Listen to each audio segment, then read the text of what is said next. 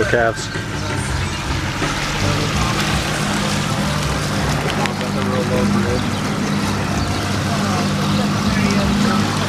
Got ourselves an outboard. I think it's a 50 horse.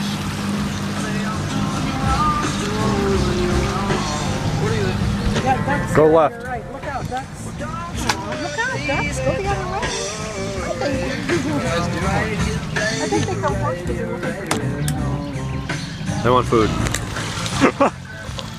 Yeah, punch it when I'm standing in front of you. Good call.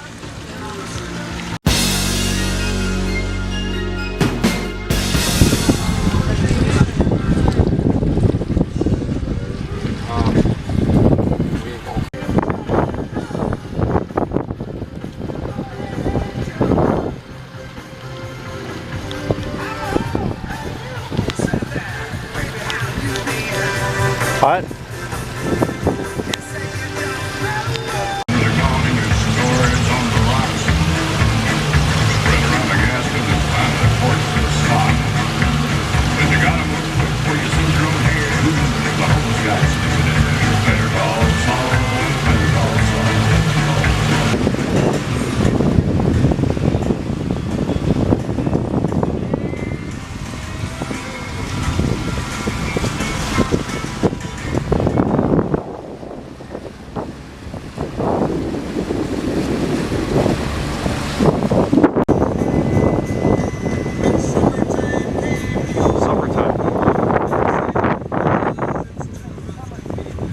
Suppertime. Yeah, because we're talking about feeding. You're gonna see LeBron's mom's house. Oh, she live on the way. Yep. You know what's hilarious? I was just watching the vlog the other day of when you were on the pond. Really? Yeah. Here last year? I was too. It was about a year ago now, I think. Or I looked at the picture. Something reminded me of it.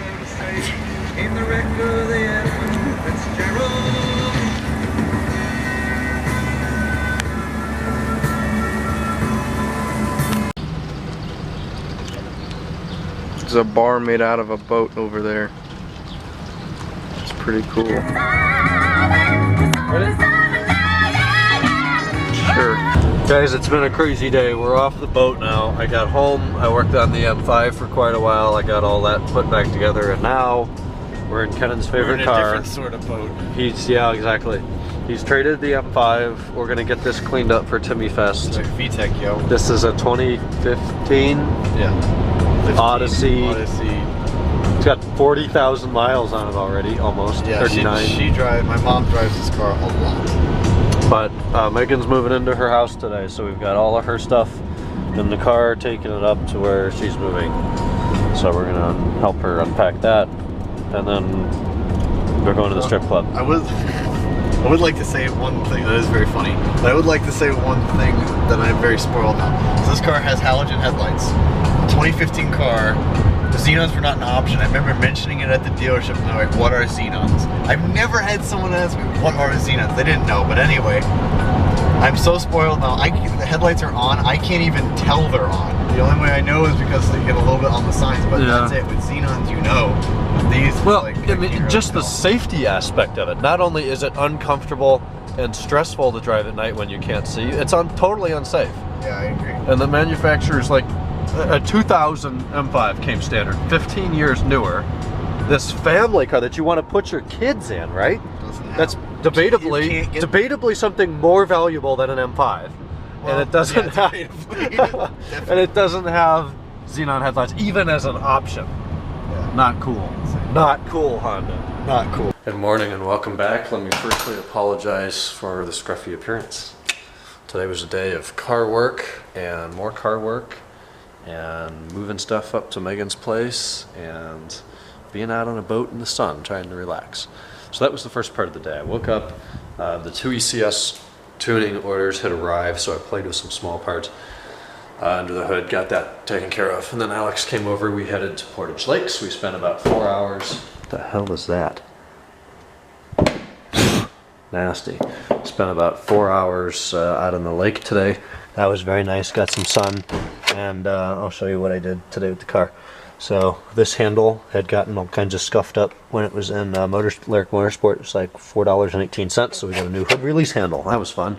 One Phillips head screw holds that on, no big deal.